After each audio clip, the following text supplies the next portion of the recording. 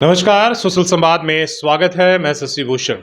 लोकसभा चुनाव का नॉमिनेशन चल रहा है और आज जयराम महतो के नॉमिनेशन के बाद गिरफ्तार कर लिया गया है और गिरफ्तारी के बाद जो उनके समर्थक हैं वहाँ वो काफ़ी उत्तेजित हो गए हैं। आखिर इस गिरफ्तारी से किसका फायदा और किसका नुकसान है, इन तमाम मुद्दों पर बात करेंगे। और क्या उनकी गिरफ्तारी एक तरीके का साजिश है, सत्ता पक्ष का है या विपक्ष का, इन तमाम चीज़ों पर बात करेंगे। इसलिए कि कई तरह के सवाल उठ रहे हैं और जयराम महतो ने गिरफ्तारी के बाद जो कुछ कहा है आप उन बातों से अंदाजा लगा सकते हैं। और वो अंदेशा भी लगातार वो जता रहे थे कि जिस तरीके से सत्ता पक्ष हो या विपक्ष, दोनों तरफ से उन्हें एक तरीके से कहा जा रहा है कि आप गिरिडीह को छोड़ दें।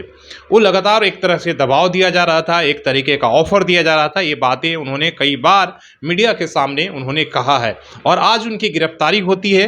कहा जा रहा है कि विधानसभा के घेराव के मामले में उनकी गिरफ्तारी हुई। आपको पता है कि कुछ महीने पहले जब स्थानीय और नियोजन नीति को लेकर जब खासकर जो झारखंड के स्टूडेंट थे वो अपनी मांग को लेकर लगातार सरकार के खिलाफ धरना प्रदर्शन कर रहे थे, उस मामले में जयराम महतो ने विधानसभा घेराव में पहुंचे थे। वहां पर लाठीचार्ज भी हुआ था और उस समय भी उन्हें डिटेन किया गया था। इसके बाद जो है कहा गया कि उन्होंने कहा कि जितनी भी हम पर केसेस थी 107 से लेकर धरना प्रदर्शन और घेराव को लेकर, हम सभी मामले में हमने एक तरीके से बेल ले लिया था, लेकिन इस मामले में कहीं भी कोई केस रजिस्टर्ड है या दर्ज है ये अभी तक नहीं दिखा रहा। इसलिए हमें पता ही नहीं था कि हमारे ऊपर कोई मामला है। लेकिन जब आज हम नॉमिनेशन दाखिल करने के लिए जब गए तो जिस तरीके से पुलिस ने हड़बड़ी में वारंट जारी किया, वारंट जारी होने के बाद जैसे ही वो नामांकन दर्ज करने के लिए गए और नामांकन दर्ज होकर वो डीसी ऑफिस से बाहर निकल रहे थे तो उन्हें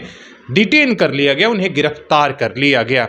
कई तरह के सवाल उठते हैं कि इसमें क्या फायदा है या किसका नुकसान है। क्या जयराम महतो की गिरफ्तारी एक साजिश है और साजिश के तहत एक जितने भी मामले थे इनको छुपा कर रखा गया, नहीं बताया गया, या जल्दीबाजी में एक कदम उठाया गया है कि अगर वो चुनाव से नहीं हटते हैं तो इस तरीके से मामले दर्ज करके उन्हें गिरफ्तार किया जाएगा।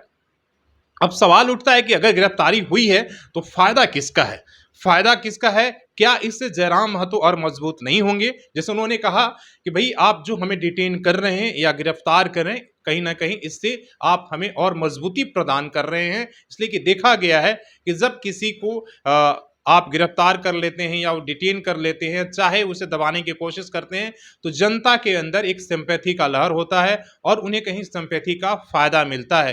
तो वही जयराम महतो कह रहे हैं कि आपने अगर हमें डिटेन किया है या गिरफ्तार किया है, हम तो बाहर आएंगे बेल मिलने के बाद, लेकिन कहीं ना कहीं आप हमें मजबूत करने की कोशिश कर रहे हैं, इससे हमारी और मजबूत एक तरीके से होगा। तो ये सवाल है कि आखिर गिरफ्तारी, इसलिए कि सत्ता में जेएमएम है और जेएमएम को वहां पर सांसद जो है सीट मथुरा महतो चुनाव लड़ रहे हैं और वर्तमान सांसद वहां से आंसू के गिरिडीह के जो चंद्र प्रकाश चौधरी हैं। तो अगर वर्तमान सांसद ने कोई गिरफ्तारी नहीं करा सकते हैं इसलिए कि वो सत्ता में है नहीं, तो फिर जेएमएम को इतनी क्या जरूरत पड़ी थी कि जयराम महतो की गिरफ्तारी करे? आखिर जयराम महतो किस तरीके से जेएमएम को नुकसान पहुंचा रहे थे कि सत्ता पक्ष को जिस तरह से आरोप लगा रहे कि सत्ता पक्ष ही हमें गिरफ्तार करा सकती, उनकी सत्ता है, बिना उनके इशारे की इतनी बड़ी कदम पुलिस नहीं उठा सकती है कि पहले कहीं कोई मामला नहीं दिखा रहा था और अचानक के मामले में वारंट जारी होकर आज हाथों हाथ हमें गिरफ्तार कर लिया गया है। तो जेएमएम को क्या जयराम महतो से कोई खतरा था या डर था या उनका वोटों का नुकसान हो रहा था? क्यों आखिर इस तरह के कदम उठाया? ये तमाम तरह के सवाल लोग जानना चाहते हैं और पूछना चाहते हैं।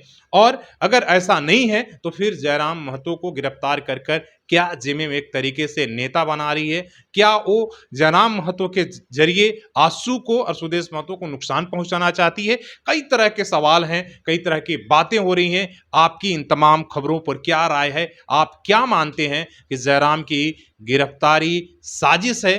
क्या उससे इन्हें मजबूती मिलेगी? क्या कुछ होगा? इस पर अपनी आप राय दे सकते हैं। धन्यवाद।